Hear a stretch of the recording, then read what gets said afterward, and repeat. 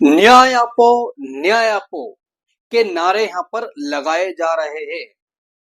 न्याय आपो का मतलब होता है न्याय दो, न्याय दो।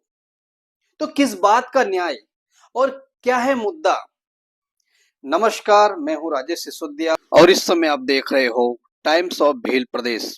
इस समय हम आपको दिखाते हैं कि आखिर किन किन मुद्दों को लेकर कांग्रेस के दिग्गज नेता और यहां तक कि कांग्रेस सेवा दल के राष्ट्रीय अध्यक्ष लालजी भाई देसाई खुद दाहोद में आए हुए हैं और वह खुद दाहोद जिला कलेक्टर कार्यालय के सामने यहाँ पर नारेबाजी कर रहे हैं। और उन्होंने क्या कहा, आइए हम आपको सुनाते हैं इस पूरी खबर में कि लालजी भाई देसाई ने इस समय क्या कहा। आज मित्रों अहींया दाहोदमां आम तो आ जग्या उपर 2015 में पण बधा एकठा थईने ज्यारे आवेला एटले आ जग्या मने याद आवे छे के ज्यारे कांग्रेसना जिल्ला पंचायतना चूंटायेला 26 सभ्यों अने एने तेम छतां जिल्ला पंचायत नता बनावी देता त्यारे आ जग्या उपर अनेक गाड़ीओ सळगी थी, गोळीबार थयेला, काकड़ा फेंकायेला अने तेम छतांय कांग्रेसना ए दरेक कार्यकर्ताए पूरी ताकत बतावीने जिल्ला पंचायत बनावेली। એટલે અત્યારે અહીંયા ભેગા થયા તે પ્રસંગ યાદ આવ્યો। અહીંયાની ઘટના આપ સૌ જાણો છો કે ચોકડી ખોદતો, મજૂરી કરતો એ જિલ્લા પંચાયતનો સભ્ય હતો, છતાંય લાખો ને કરોડોની લાલચમાં વેચાયો નહોતો। એટલે એક બાજુ કોંગ્રેસના આવા જાંબાજ કાર્યકર્તાઓ, આજે આ જ સંદર્ભ જુદા પ્રકારે કે અહીંયા બધું જ ભાજપનું છે। તાલુકા પંચાયતો ભાજપની છે, જિલ્લા પંચાયતો ભાજપની છે, ધારાસભ્યો ભાજપના છે, સંસદ સભ્ય ભાજપના છે, સરકારી કચેરીઓ પણ હવે ભાજપની છે। અને એટલું જ નહીં, કાયદેસરની સરકારી કચેરીઓ ભાજપની છે અને નકલી કચેરીઓ પણ બધી અહીંયા ભાજપની છે। જે સરકારી કચેરીઓ નકલી ચાલે છે એ તો ભાજપના દલાલો દ્વારા જ ચાલે છે, નહીં તો કેવી રીતે ચાલી શકે? એટલે આવી અનેક નકલી કચેરીઓ કે જે આદિવાસીઓના, વંચિતોના, પછાતોના, દલિતોના એ જે અધિકારના જે પૈસા છે, જે સરકાર ગ્રાન્ટ ફાળવે, એ નકલી ટ્રાઇબલ સબ પ્લાન હોય, નકલી આઈપીએસ ને નકલી આઈએસ ને નકલી જજ, આખું ગુજરાત અત્યારે એટલે જાણે એમ લાગે કે ગુજરાતનો વહીવટ નકલી સરકાર ચલાવે છે। નકલી ચલાવે છે કે ઢીંગલી સરકાર ચલાવે છે ખબર, ઢીંગલી કઠપુતરી ઢીંગલી કે નામ તો, એટલે આ નકલી ચલાવે છે કે ઢીંગલી ચલાવે છે ખબર નથી। એવી સરકારની સામે આજ કોંગ્રેસના કાર્યકર્તાઓ દાહોદમાં, અમારા સૌ આગેવાનો એ એટલા માટે ભેગા થયા છે અને હું માનું છું કે ઇન્ટરવ્યૂ દાહોદ જિલ્લાના આગેવાનો આપશે, પણ મારે વાત ફેસબુકના માધ્યમથી લાઈવ થઈને પણ જે મૂકવી છે એ છે કે એવું શું બને છે કે ગુજરાતમાં આ દાહોદ, પંચમહાલ અને ઉત્તર પૂર્વ, આખા પૂર્વનો જે પટ્ટો છે એને મુખ્ય દાહોદના લોકો બસો ભરી ભરીને, બસની ઉપર બેસી બેસીને અહીંથી પશ્ચિમની બાજુ એને જવું પડે છે।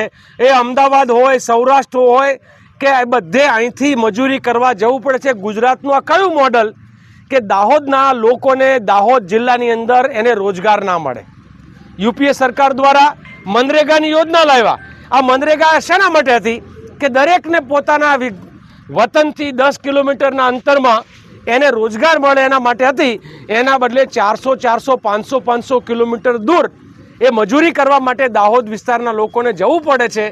દાહોદમાં નથી કોઈ ઉદ્યોગો આવતા, નથી કોઈ રોજગારની કોઈ વૈકલ્પિક વ્યવસ્થા થતી। જમીનો પડાવવા લેવાની હોય તો એનું બધું જ થશે, પરંતુ લોકોને રોજગાર માટે અહીંયા કંઈ થતું નથી। એટલે મુખ્ય બે મુદ્દાઓ, ભાજપનો ભ્રષ્ટાચાર અને લોકોની બેરોજગારી, આ બંને મુદ્દાને લઈને આજે દાહોદ જિલ્લા કોંગ્રેસના અધ્યક્ષ ભાઈ હર્ષદભાઈ નીનામા અને દાહોદ જિલ્લાના બધા જ આગેવાનો, કારણ કે સંગઠન સર્વોપરી રાહુલજી કહીને ગયા છે, એટલે હવે અમે જ્યાં પણ જઈએ તો જિલ્લા કોંગ્રેસના અધ્યક્ષ એ અમારા સૌના નેતા ગણાય એવું આખા ગુજરાતમાં આપણે આ વાત કરી રહ્યા છીએ। એટલે આજે ભાઈ હર્ષદભાઈની આગેવાનીમાં, જિલ્લા કોંગ્રેસના પ્રમુખની આગેવાનીમાં, વ્યક્તિ મહત્વનું નથી પદ, એટલે અમે એમની આગેવાનીમાં આજે સૌ અહીંયા જે છે એ કલેક્ટરને અને ડીડીઓને આવેદન આપશું। આ માત્ર આવેદન, આજીજી, નિવેદન આ નથી। આ શબ્દ આવેદન જે છે ને એ સરકારી શબ્દ ગણાય।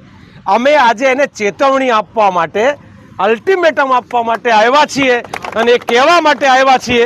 આમ તો સરકારની બધી ગ્રાન્ટો, નહીં તો મોટા ભાગે એવું થતું હોય છે, આદિવાસીઓ, વંચિતો, પીડિતો માટેની જે ગ્રાન્ટ હોય એ ગ્રાન્ટ લેપ્સ થઈ જાય અને જે જગ્યાએ એક રોડ ખોદીને બીજો નવો, બીજો ખોદીને ત્રીજો, એટલે જે અમદાવાદની આજુબાજુ વાળાનું પેટનું પાણી ના હાલે એવા રોડ બનાવવા માટે, એવા એરપોર્ટને ચકાચોંધ બનાવવા માટે ગરીબોની ગ્રાન્ટ છે શહેરો તરફ જતી રહેતી હોય છે. આ ન થાય, આ બહુ સ્પષ્ટ વાત છે. ગુજરાતના જેટલી વસ્તી છે, આપણે 7 કરોડ ગુજરાતીઓ છીએ, તો 7 કરોડ ગુજરાતીઓના ભાગે આવતું ટોટલ બજેટ એ 7 કરોડ લોકો જ્યાં રહે છે એ પ્રમાણે ફાળવવું જોઈએ. વિકાસના મોડલના પૈસા, અને એમાં જેને નથી જરૂર એને ન આપવું અને જેને જરૂર છે એને વધારે આપવું, આ કાયદો છે.